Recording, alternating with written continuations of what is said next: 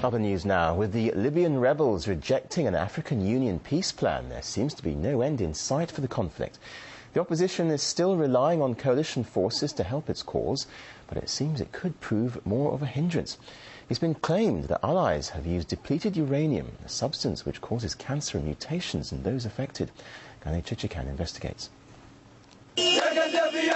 These Libyan men cheer on top of a tank hit by coalition forces, unaware of the silent killer they could be breathing in as they celebrate. Though the Western coalition denies using depleted uranium in bombings in the country, others say there's a good chance weapons with the highly poisonous radioactive element have been used. That kind of damage, there's a really good chance that was a DU round. I'm about 80–90% sure that was a DU round. That's really stupid. Anybody who's on it is getting low-level radiation exposure. See the level of the wind blowing? Yeah. That means the particles are in the air.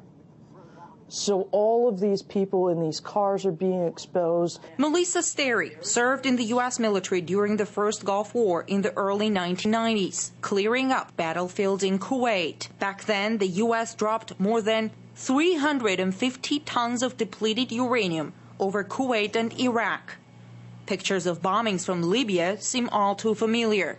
You see how there's touches of red? That's the burning. See how it shoots out instead of a cone straight up and you've got the flare at the bottom? That's a DU explosion.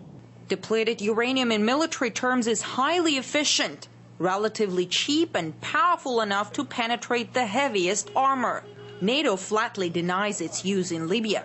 Even though the UN Human Rights Commission has called for a ban, countries who've refused to sign up include the US, the UK, France, and Israel. The smallest particles of uranium, nanoparticles, are the most dangerous. Once inhaled, they get into the blood and can spread into any organ, including the heart, brain, liver. Once the particles penetrate your cell tissue, this is when you get all kinds of genetic mutations. And people in Iraq, for example, breathe in that contaminated air every day.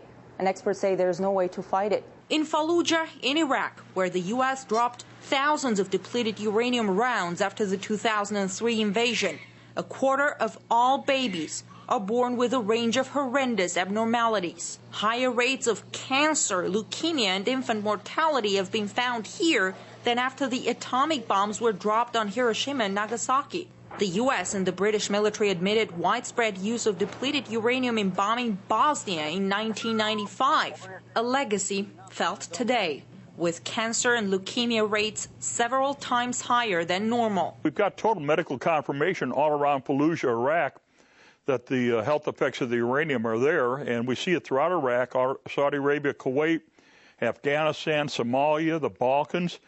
And again, now we're seeing it moving into Libya. Dr. Doug Rocky, who was a leading specialist in the cleanup after the Gulf War, says there is no way of actually decontaminating affected areas. I was given a written memorandum to lie about the health and environmental effects of uranium emission. He himself was exposed to depleted uranium. Almost all of the members of his team are now dead.